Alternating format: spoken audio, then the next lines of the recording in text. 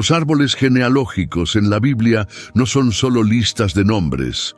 Aunque hoy puedan parecer aburridos, para los antiguos israelitas tenían un gran valor. Estos registros les decían quiénes eran, de dónde venían y, lo más importante, les recordaban cómo Dios cumplía sus promesas. Mostraban cómo las promesas de Dios pasaban de generación en generación, demostrando que Él seguía siendo fiel, incluso cuando las personas fallaban. Cuando llegamos a la genealogía de Jesús en el libro de Mateo, no es solo un registro histórico, es una declaración sobre el plan de Dios para rescatar a la humanidad.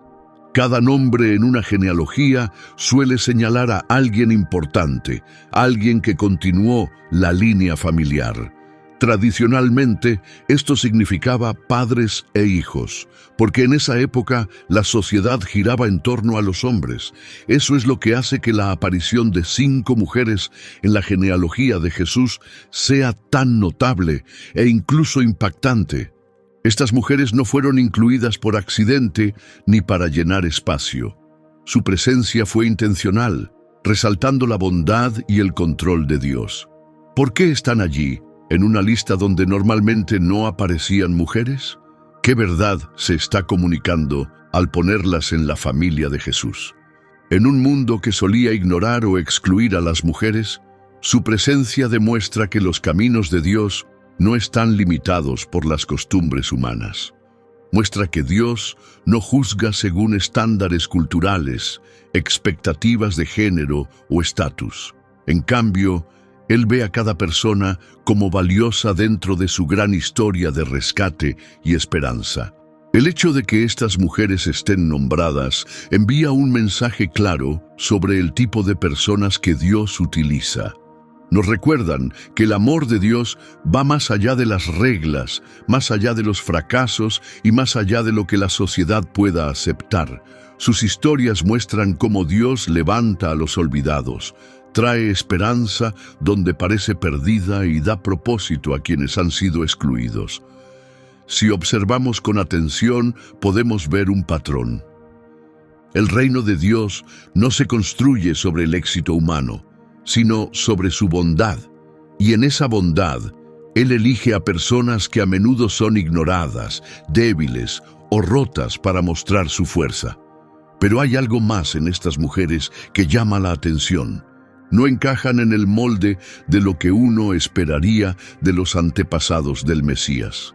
Cada una tiene una historia marcada por el dolor, las dudas y a veces hasta el escándalo. Su presencia nos hace detenernos y reflexionar más profundamente sobre cómo actúa Dios. Y lo que descubrimos es que Dios no evita las historias difíciles o complicadas. De hecho, las incluye a propósito. ¿Por qué? Porque salvar y restaurar consiste en transformar el dolor en propósito. Estas mujeres forman parte de la historia de Jesús para recordarnos que la gracia de Dios sorprende y llega más lejos de lo que imaginamos. Al explorar la línea familiar de Jesús, descubrimos una imagen poderosa de cómo Dios obra a través de vidas imperfectas. Nos muestra que nadie está demasiado perdido para que Dios lo use. No importa cuán desordenado sea nuestro pasado, eso no nos descalifica para ser parte de su plan. De hecho, muchas veces es en medio del desorden donde su misericordia brilla con más fuerza. El hecho de que estas mujeres sean mencionadas nos recuerda que la historia de Dios no ignora el dolor. Lo acoge. Es una historia llena de personas reales, con dificultades reales, errores reales y valentía verdadera. Y la presencia de estas mujeres rompe muchas de las tradiciones que se esperaban en aquel tiempo. No eran reinas, ni guerreras, ni líderes religiosas. No tenían poder ni estatus. La mayoría vivía en situaciones donde tenían poca voz o control. Sin embargo, sus nombres están escritos en el árbol genealógico del Rey de Reyes. Su lugar en la historia revela algo esencial sobre Dios. Él valora la confianza más que la apariencia, la sinceridad más que el estatus y la intención más que la herencia. Mientras otros se enfocan en lo exterior, Dios mira directo al corazón y ve algo valioso, incluso cuando otros no lo ven. A través de estas mujeres, Dios nos muestra que su amor y salvación no son solo para los poderosos o respetados, son para todos. Esa verdad debería sacudir la forma en que vemos el mundo. En una cultura donde muchas veces se etiqueta o se descarta a las personas por su pasado, su estatus o sus errores, Dios cuenta una historia diferente. Él elige a quienes nadie espera y les da un papel clave en su plan. La vida de estas mujeres prueba que los caminos de Dios van mucho más allá de lo que podemos imaginar. Él no se queda con nuestras reglas. Su bondad rompe los límites que solemos poner a nosotros mismos y a los demás. Si hay un mensaje que podemos extraer de la genealogía de Jesús, es que la familia de Dios está llena de personas de todo tipo, con diferentes historias, unidas no por la perfección, sino por su gracia. Y ahora vamos a mirar de cerca a estas 5 mujeres extraordinarias para entender por qué sus nombres fueron incluidos en esta línea sagrada. Esto no es solo una lista. Es una poderosa muestra de gracia tejida a lo largo de generaciones que conduce al nacimiento del Salvador. Comencemos conociendo a la primera mujer nombrada en el árbol genealógico de Jesús, Tamar. Su historia destaca como una de las más inesperadas y, en algunos momentos, incómodas de la Biblia. No es fácil de leer, pero nos da una visión sobre la justicia, la valentía y la forma sorprendente en que Dios trae redención. Tamar aparece casi al principio de la genealogía, lo que muestra que su papel en la historia no solo fue importante, sino fundamental. Para entender su lugar en el panorama general, tenemos que regresar a su historia, que se cuenta en Génesis 38. Este capítulo aparece de forma repentina en medio del relato sobre José, uno de los hijos de Jacob que fue traicionado por sus hermanos y vendido como esclavo. Justo en medio del camino de José, el enfoque cambia de pronto hacia Judá, otro de los hijos de Jacob, y su conexión con Tamar. Judá se había alejado de su familia y se estableció en una ciudad llamada Adulam.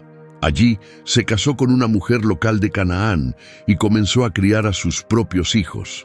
Tamar entra en la historia cuando Judá organiza su matrimonio con su hijo mayor, Pero el matrimonio toma un rumbo oscuro rápidamente.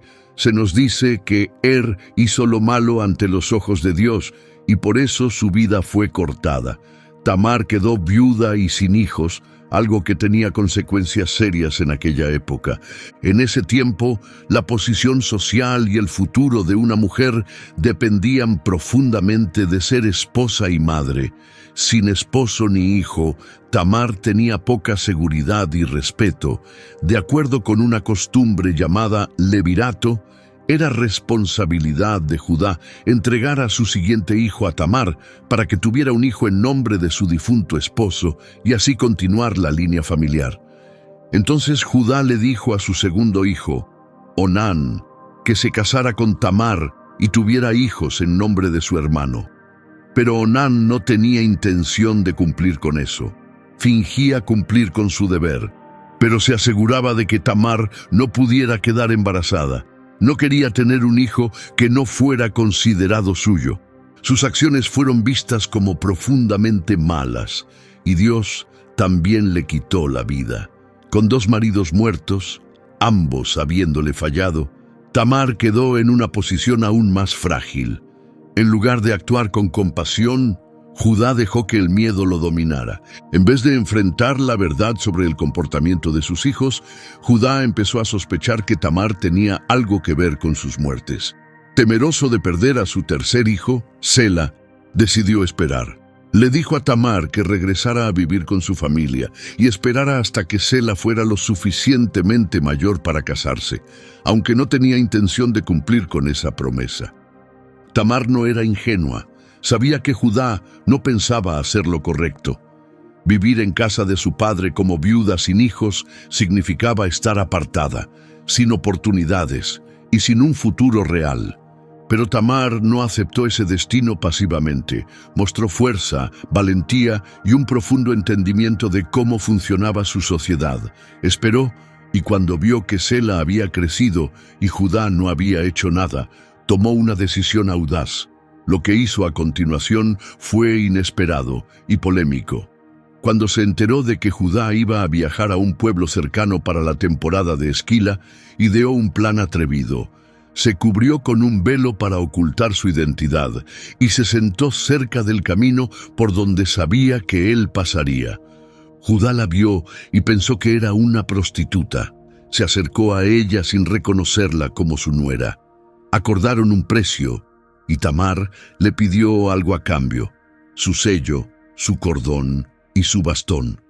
Estos objetos eran personales y servían como prueba de identidad. Después, Tamar volvió a su casa. Judá siguió su camino, completamente inconsciente de que la mujer que había encontrado era Tamar, la misma a quien había fallado al no cumplir su promesa. Cuando se supo que Tamar estaba embarazada, Judá reaccionó como muchos lo hacían en esa cultura, de forma dura y sin misericordia. Pensando que ella había actuado inmoralmente, pidió que la sacaran y la quemaran. Pero Tamar estaba preparada. Mientras la llevaban, envió un mensaje a Judá junto con el sello, el cordón y el bastón que él le había dado. El mensaje decía: «Estoy embarazada del hombre a quien pertenecen estos objetos». En ese momento todo cambió. Judá reconoció los objetos y fue confrontado con la verdad. Él era el responsable. Avergonzado admitió: «Ella es más justa que yo. No le di a mi hijo Sela como había prometido».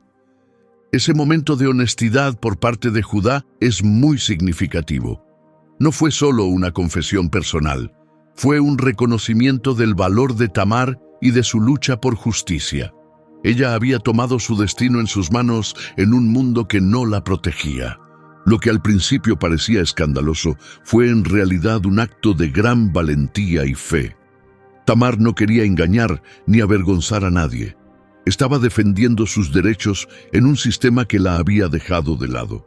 Su decisión obligó a Judá a enfrentar sus propias fallas, y gracias a sus acciones la línea familiar continuó, una línea que más tarde incluiría al rey David y mucho después al mismo Jesús. La historia de Tamar no es solo sobre inteligencia, es una historia de justicia y de cómo Dios cumple sus promesas incluso en medio del desorden. Dios no ignoró la traición, el dolor ni las promesas rotas en la vida de Tamar. Usó todo eso para lograr algo más grande. Su lugar en la genealogía de Jesús es prueba de que los planes de Dios no se arruinan por nuestros errores. Él no sigue las reglas de la sociedad, Él mira el corazón. Porque Tamar se mantuvo firme, su hijo Fares nació, y él se convirtió en parte de la línea que lleva hasta el Mesías. Para muchos hoy, la historia de Tamar puede ser difícil de comprender. Plantea preguntas profundas sobre cultura, justicia y los sistemas de la época. Pero sobre todo, nos muestra la compasión de Dios. Tamar no era poderosa ni famosa. No encajaba con la imagen de alguien en un rol tan importante. Sin embargo, fue escogida. Dios tomó su sufrimiento y rechazo y los transformó en un legado de redención. Su historia habla a todos los que alguna vez han sido ignorados, maltratados o incomprendidos. Nos recuerda que Dios lo ve todo y puede convertir incluso las historias más duras en algo hermoso. Las palabras de Judá, «Ella es más justa que yo», todavía resuenan hoy. Son un recordatorio poderoso de que Dios valora la integridad, el coraje y la justicia más que las apariencias.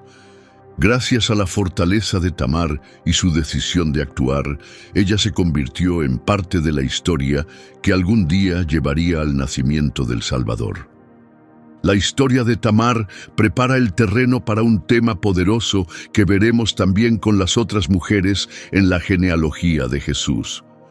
cómo la gracia de Dios suele manifestarse a través de personas inesperadas. La segunda mujer mencionada en la genealogía es Rahab. Su historia se cuenta en el libro de Josué y su inclusión es verdaderamente sorprendente. Rahab no era parte del pueblo de Israel. Era una mujer cananea que vivía en la ciudad fortificada de Jericó. Lo más llamativo es que era conocida como prostituta. A los ojos de Israel, eso la convertía en una completa extranjera, cultural, espiritual y moralmente. Pero Rahab no es recordada por su pasado. Es honrada por su fe valiente y sus acciones decididas. Su historia es una de transformación completa, mostrándonos que la gracia de Dios no depende de nuestro origen ni de nuestra reputación. Para entender bien el impacto de Rahab, debemos ver el mundo en el que vivía. Jericó era una de las ciudades más antiguas y fuertes de la región, un símbolo claro del poder cananeo y su resistencia. Estaba justo en el camino del pueblo de Israel mientras se preparaban para entrar en la tierra que Dios les había prometido. Para la gente de Jericó, los israelitas eran un misterio temido, un grupo de viajeros guiados por un Dios poderoso y desconocido que ya había hecho milagros y vencido a reyes fuertes. El miedo se apoderó de la ciudad. Las historias del Mar Rojo abriéndose y las sorprendentes victorias militares de Israel se habían difundido rápidamente. La gente en Jericó vivía tensa, esperando invasión y destrucción. Fue en medio de esa tensión que Rahab entró en la historia. Mientras Josué preparaba a su pueblo para cruzar hacia la tierra prometida, envió a 2 espías para observar las defensas de Jericó. Estos hombres terminaron en la casa de Rahab, que estaba construida en el muro de la ciudad. No se nos dice exactamente por qué eligieron su casa, pero pudo haber sido una decisión inteligente. Era un lugar discreto y ofrecía una vía rápida de escape si era necesario. Y es aquí donde la fuerza y el carácter de Rahab comenzaron a brillar. Frente a una decisión enorme, tomó una elección que lo cambiaría todo. Cuando el rey de Jericó se enteró de que había espías israelitas en la ciudad, envió oficiales a la casa de Rahab para capturarlos. Rahab enfrentó una decisión que le podía cambiar la vida. Podía obedecer al rey, ganarse elogios y protección, o podía proteger a 2 extranjeros y arriesgarse a ser descubierta y castigada. Con una valentía sorprendente, decidió proteger a los espías. Los escondió en su techo y le dijo a los hombres del rey que los visitantes ya se habían ido antes de que cerraran las puertas de la ciudad. Incluso les sugirió que se apuraran en perseguirlos, enviándolos en una búsqueda falsa lejos de la verdad. ¿Por qué Rahab correría un riesgo tan grande? Su respuesta vino poco después, cuando habló a solas con los espías, revelando la razón profunda detrás de su decisión valiente. Después de que los soldados se fueron, Rahab subió al techo para hablar con los espías. Lo que dijo mostró cuán profundamente creía. «Sé que el Señor les ha dado esta tierra», les dijo. «Todos aquí están aterrados. Hemos escuchado lo que ha hecho su Dios». Habló de los milagros del Mar Rojo partiéndose en 2, de las victorias contra reyes poderosos, y cómo esas historias habían sembrado miedo en todo Jericó. Pero luego dijo algo verdaderamente sorprendente. Proveniente de una mujer en una ciudad pagana, era impactante. El Señor su Dios es Dios en el cielo arriba y en la tierra abajo. No eran solo palabras motivadas por el miedo, eran palabras de fe. Rahab no estaba reaccionando solo a lo que había escuchado. Había llegado a creer que el Dios de Israel no era como los ídolos ni los dioses falsos de su tierra. Él era real, él tenía poder, y aunque nunca lo había visto con sus propios ojos, confiaba en él. En medio de una crisis, Rahab decidió ponerse del lado del Dios de Israel, aunque eso significara dejar atrás todo lo que había conocido. Pero no se detuvo ahí.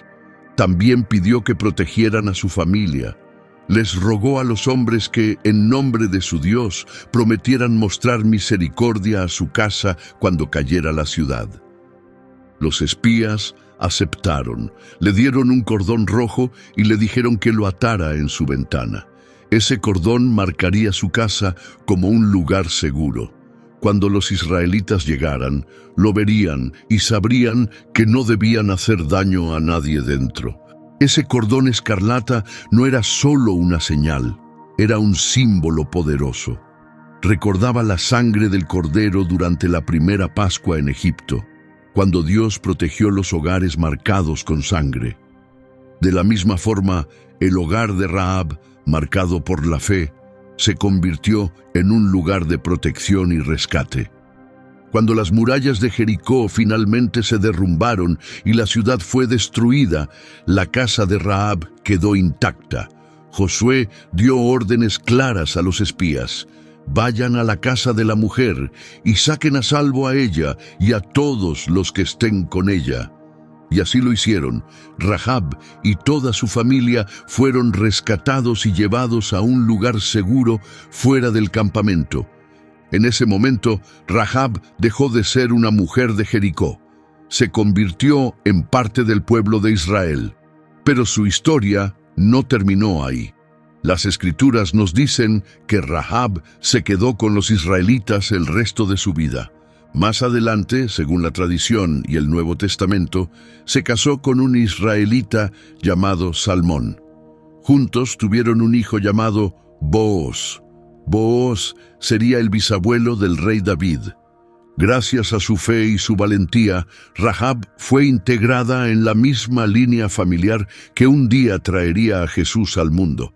Una mujer que antes era vista como una extranjera se convirtió en parte clave de la historia de Dios. La identidad de Rahab no fue definida por su pasado.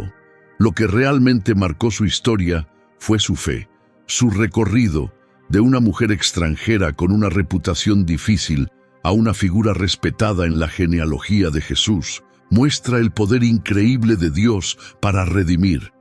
Su presencia en la genealogía de Jesús resalta un mensaje que vemos en toda la Biblia. La gracia de Dios no está limitada por nacionalidad, estatus o reputación. Rahab no formaba parte del pueblo elegido. Venía de una cultura lejana a las creencias de Israel, y su oficio la habría convertido en marginada en cualquier sociedad.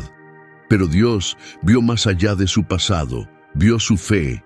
Ella creyó, no porque hubiera presenciado los milagros de Dios con sus propios ojos, sino porque los había escuchado y decidió confiar.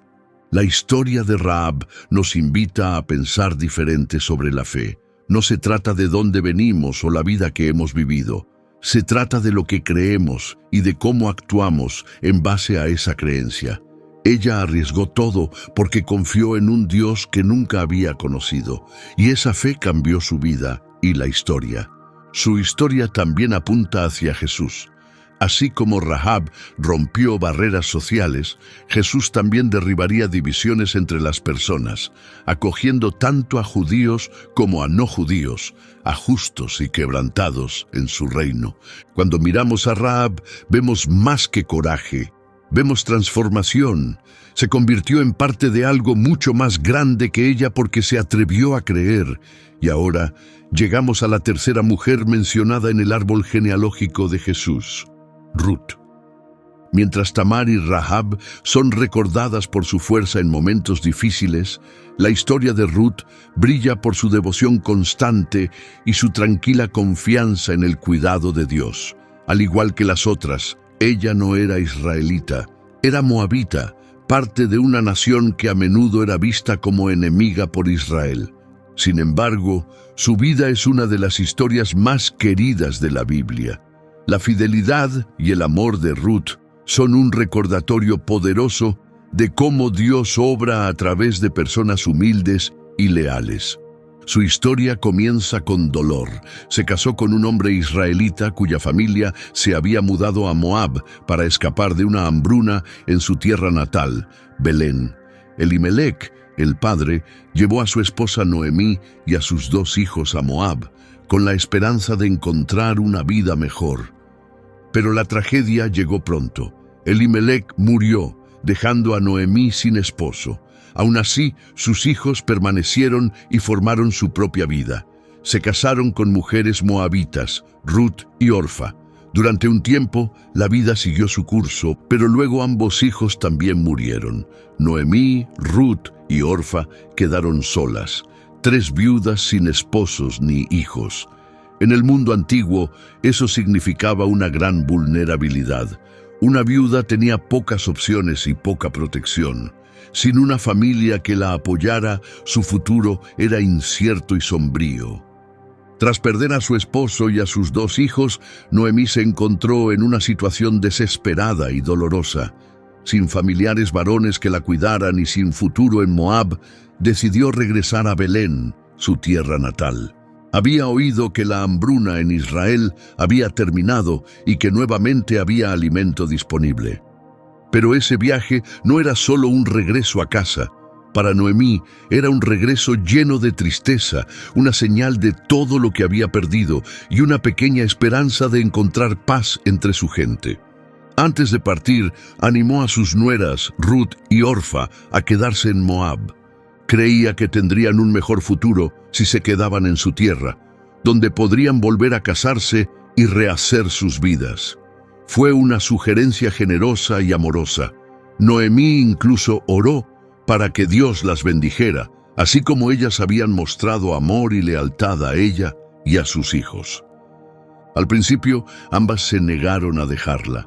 Con lágrimas en los ojos, prometieron quedarse, pero después de insistir más, Orfa aceptó y regresó con su familia. Ruth, en cambio, tomó una decisión que cambiaría su vida y la historia. Con profunda emoción y compromiso firme, Ruth respondió: «No me pidas que te deje ni que me aparte de ti. A donde tú vayas, yo iré. Donde tú vivas, yo viviré. Tu pueblo será mi pueblo y tu Dios será mi Dios». Y añadió: «Donde tú mueras, yo moriré, y allí seré enterrada». Estas palabras no eran solo sobre quedarse con Noemí, eran una declaración de fe. Ruth no solo dejaba su hogar y su familia, dejaba atrás su identidad. Escogía un nuevo pueblo, una nueva vida y un nuevo Dios, sabiendo que eso podía significar rechazo y dificultades. Su decisión fue extraordinaria. Como moabita, probablemente sería vista como extranjera en Israel. Los moabitas tenían una historia conflictiva con los israelitas y solían ser mirados con desconfianza. Pero Ruth estaba dispuesta a enfrentar todo eso por amor a Noemí y por su fe en el Dios de Israel. Así que ambas mujeres emprendieron el camino a Belén. Al llegar, el pueblo se alborotó. La gente reconoció a Noemí y se sorprendió de verla. Pero Noemí ya no era la misma. Les pidió que no la llamaran Noemí, que significa agradable, sino Mará, que significa amargura. Dijo: «Me fui llena, pero el Señor me ha hecho volver vacía». Pero Noemí no estaba realmente vacía. Ruth estaba con ella. Ruth trajo fortaleza silenciosa, amor y determinación. Aunque era extranjera y viuda, no se quedó esperando ayuda. Poco después de llegar, Ruth fue a trabajar.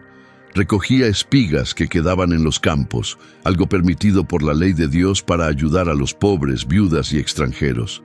Era un trabajo duro, bajo el sol, pero Ruth lo hacía con humildad y dedicación. A través del trabajo silencioso y constante de Ruth, Dios comenzó a revelar un hermoso plan para ella y Noemí.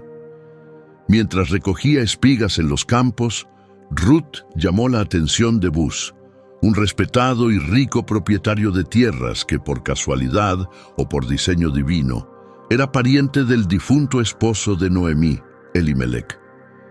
Buz ya había oído hablar de la devoción de Ruth hacia Noemí y se conmovió por su bondad. Se aseguró de que la trataran con dignidad, le dio permiso para recoger entre las gavillas, algo inusual, y les dijo a sus trabajadores que dejaran espigas extras para ella. Esta bondad de Booz, combinada con la humildad de Ruth, generó un profundo respeto entre ellos. Cuando Noemí supo que Ruth había trabajado en el campo de Buz, reconoció una posibilidad aún mayor.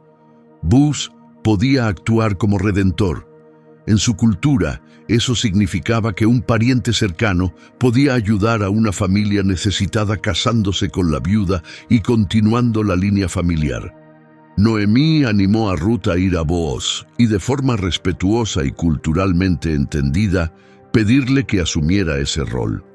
Ruth se acercó a él una noche mientras dormía en el lugar donde se trillaba el grano y le pidió suavemente que la cubriera con la punta de su manto, una forma simbólica de pedir protección y expresar su deseo de matrimonio. Buz respondió con honor y gratitud.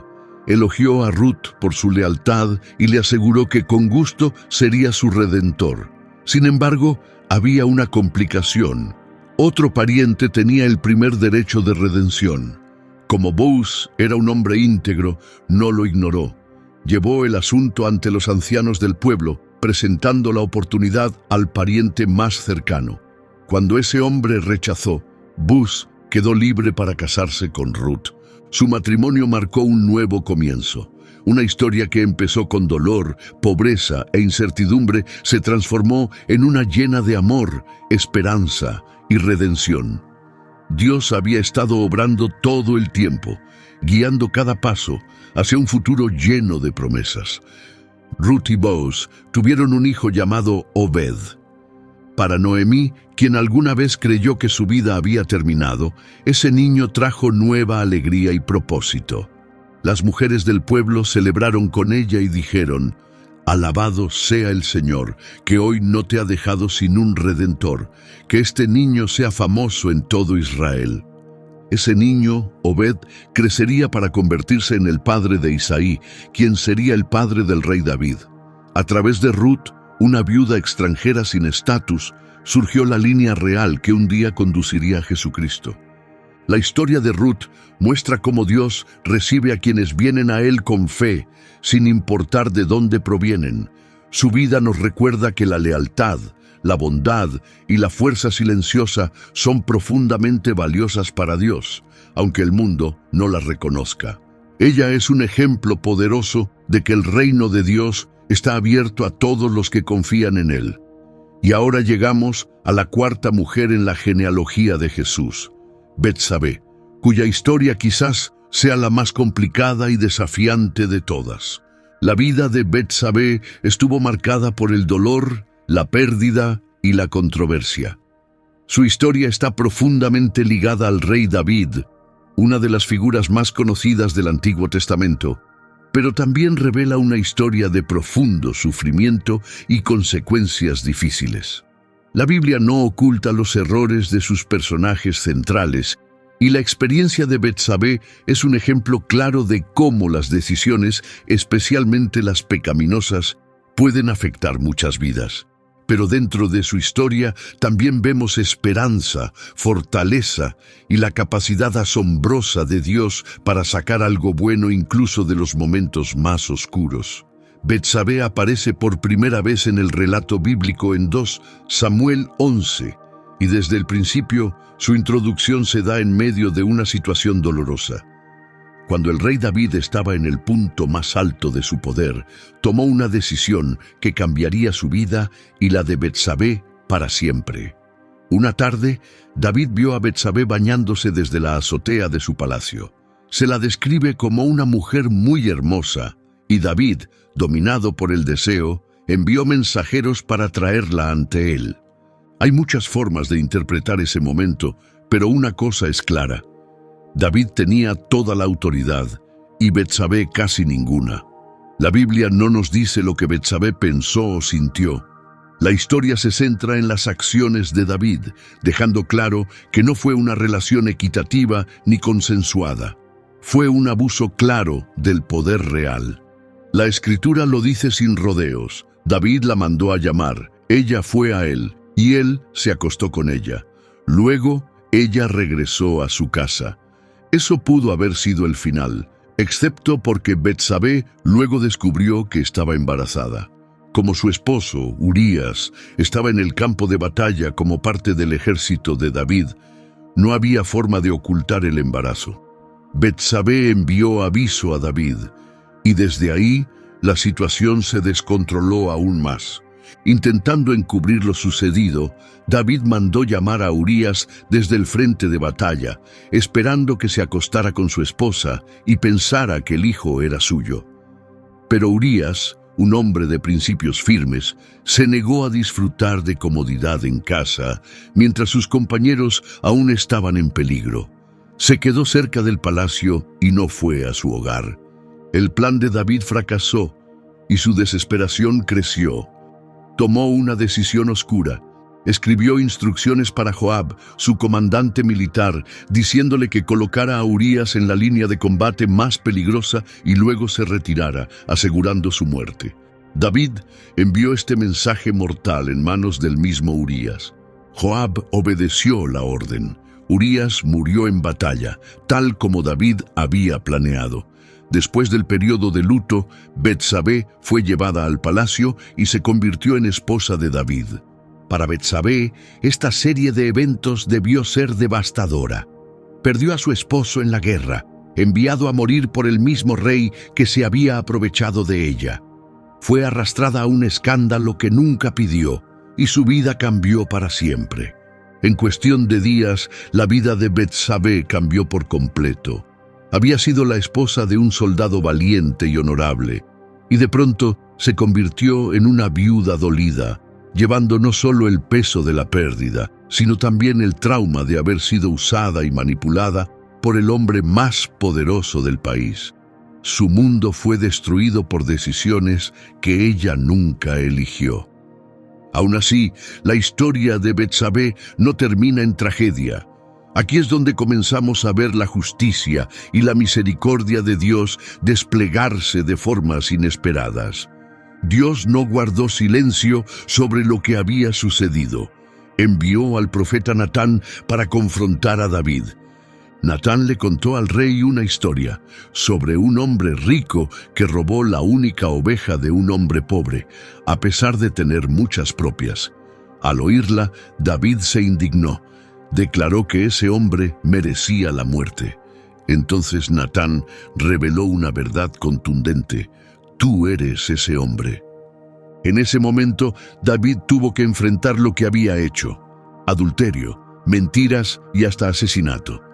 Aunque se arrepintió sinceramente, las consecuencias fueron reales y desgarradoras. El hijo, nacido de su relación con Betsabé, se enfermó gravemente y murió poco después de nacer. Para Betsabé, esto debió ser otra pérdida aplastante encima de todo lo que ya había vivido. Pero incluso en ese momento de profundo dolor, la gracia de Dios no estuvo ausente. Con el tiempo, Betsabé dio a luz a otro hijo, Salomón. De una relación nacida del quebranto, vino un niño que llegaría a ser uno de los reyes más grandes en la historia de Israel. Salomón sería conocido por su sabiduría y por construir el templo en Jerusalén. Pero el papel de Betsabé en la historia no terminó con la maternidad. Más adelante, cuando David era anciano y débil, surgió incertidumbre sobre quién heredaría el trono.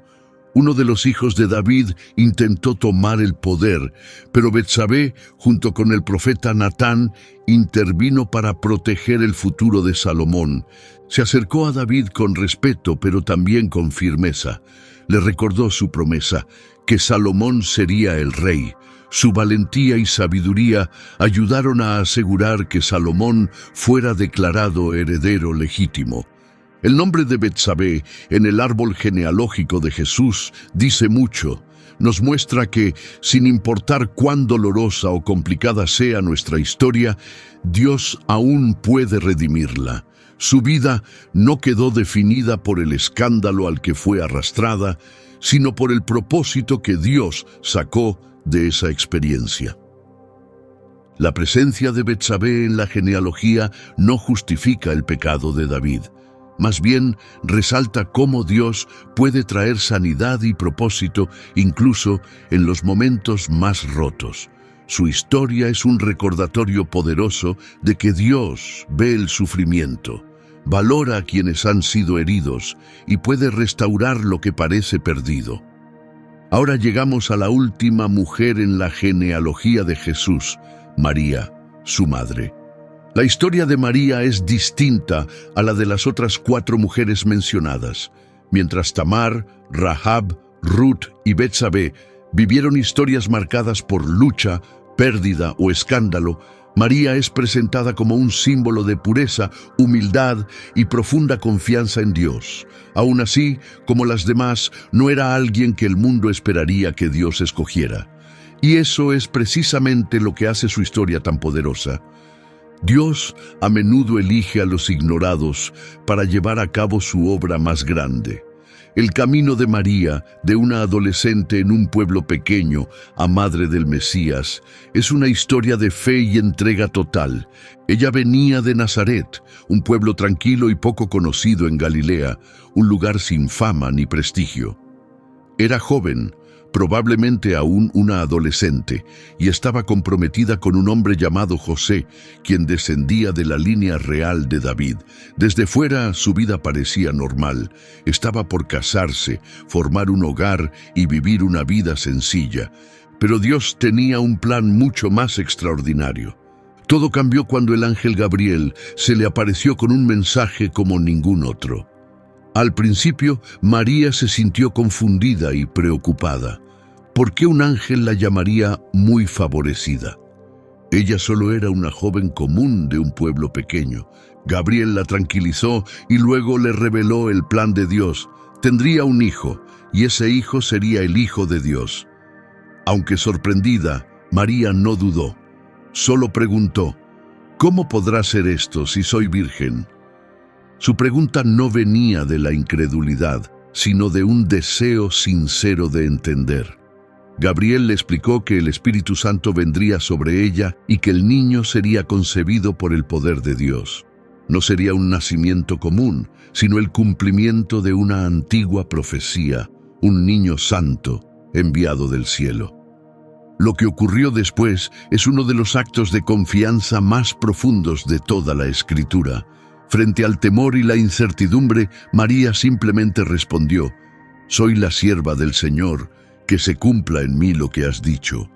En ese momento dijo sí a algo mucho más grande que ella. María sabía lo que su decisión podía costarle. Estar embarazada antes del matrimonio podía arruinar su reputación, traerle vergüenza pública e incluso poner en riesgo su vida. Pero eligió la obediencia por encima de la seguridad, la fe por encima del miedo. Desde entonces, su vida cambió para siempre.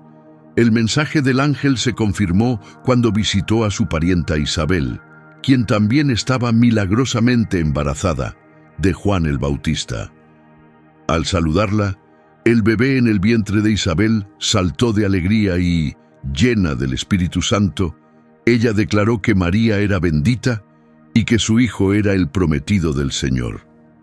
Las palabras de Isabel confirmaron todo lo que el ángel le había dicho a María. Era otra señal de que esta joven común había sido elegida para algo extraordinario, la llegada del Salvador. En respuesta a todo lo que estaba sucediendo, María elevó una canción de alabanza, lo que hoy conocemos como el Magnificat. En ella, celebró cómo Dios había escogido a alguien tan humilde y desconocido para ser parte de su gran plan. Pero aunque se alegró, el camino de María no fue fácil. La realidad de llevar en su vientre al Hijo de Dios significó enfrentar juicios y malentendidos. Cuando José supo que María esperaba un hijo, pensó en terminar el compromiso en silencio, creyendo que ella lo había traicionado. Pero Dios intervino. Un ángel se le apareció en sueños a José y le explicó que el hijo había sido concebido por el Espíritu Santo. José creyó y con fe e integridad decidió quedarse con María y asumir la responsabilidad de criar al niño. Su confianza mutua y su fe compartida fueron la base del hogar que criaría a Jesús en sus primeros años. El papel de María como madre del Mesías estuvo lleno de maravillas, pero también de dolor. Estuvo allí, en el establo de Belén, presenciando el milagro del nacimiento de su hijo.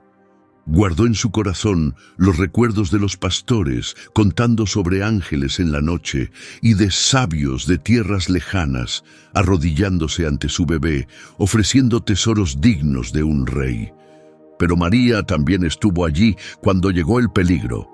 Ella y José huyeron con su hijo a Egipto, escapando del cruel plan del rey Herodes. Se convirtieron en refugiados, lejos de casa, aferrándose a la promesa de Dios en un tiempo de temor e incertidumbre. María guardó todos esos momentos en su corazón, reflexionando en silencio mientras su hijo crecía. La prueba más grande llegó años después, cuando Jesús comenzó su ministerio público. María tuvo que soltarlo, permitiéndole asumir por completo el llamado que siempre le había pertenecido. Lo vio enseñar con sabiduría, hacer milagros, atraer multitudes, pero también enfrentar creciente oposición. Simeón, un profeta que había bendecido a Jesús cuando era un bebé, una vez le advirtió a María que una espada atravesaría su alma. Ese momento llegó cuando ella se paró junto a la cruz, viendo a su hijo sufrir y morir. Su corazón se quebró al presenciar su agonía. Pero incluso allí, al pie de la cruz, María permaneció firme. Su historia no terminó en pérdida. María vivió para ver la resurrección, para presenciar el cumplimiento de la promesa más grande. Vio a su hijo no solo como el niño que había sostenido en brazos, sino como el Salvador resucitado, el Redentor del mundo. La vida de María estuvo marcada por una fuerza silenciosa, una fe profunda y una confianza total en Dios. Aceptó un llamado imposible con gracia y se entregó por completo al camino que tenía delante. Su nombre en la genealogía de Jesús es el último hilo en un hermoso diseño. Dios obrando a través de lo inesperado, lo humilde y lo que el mundo pasa por alto. María no era una reina ni alguien poderosa ante los ojos del mundo, pero Dios la eligió para llevar en su vientre al Rey de Reyes. La vida de María nos muestra algo poderoso. Dios valora un corazón dispuesto a confiar plenamente en Él. Su ejemplo nos recuerda que seguir el plan de Dios muchas veces significa entrar en lo desconocido, soltar nuestras propias expectativas y decir sí, incluso cuando es difícil. Las historias de Tamar, Rahab, Ruth, Betsabé y María nos invitan a ver la gracia de Dios desde una nueva perspectiva. Sus vidas prueban que la obra de Dios no está limitada por nuestro pasado, nuestro estatus, ni por lo que otros piensan de nosotros. Él ve más allá, ve nuestra disposición, nuestra fe y nuestra apertura a ser parte de algo más grande. Estas mujeres no fueron perfectas, venían de contextos distintos, cada una con sus luchas y su dolor, y aún así Dios las escogió, transformó sus desafíos en propósito, su tristeza en fortaleza y sus nombres en un legado eterno. Tal vez tú también has sentido que tu historia no importa. Tal vez has cargado con vergüenza, heridas o dudas que te han hecho sentir pequeño o invisible. Pero al igual que con estas 5 mujeres, Dios ve lo que otros no ven. Él puede tomar las partes rotas de tu historia y usarlas para mostrar su belleza y su poder. Si estas historias te dieron aliento, considera compartir este mensaje con alguien que necesite esperanza. Suscríbete para acompañarnos en más historias bíblicas que inspiran y desafían. Estamos construyendo una comunidad aquí, una que mira la Biblia con honestidad y encuentra un sentido real para nuestros días. Y si lo sientes en tu corazón, comparte en los comentarios cómo estas historias te han tocado personalmente. Tu voz importa. Lo que has vivido puede ser justo lo que alguien más necesita escuchar. Gracias por acompañarnos. Y recuerda, tu historia, al igual que la de ellas, tiene un lugar en el gran plan de Dios.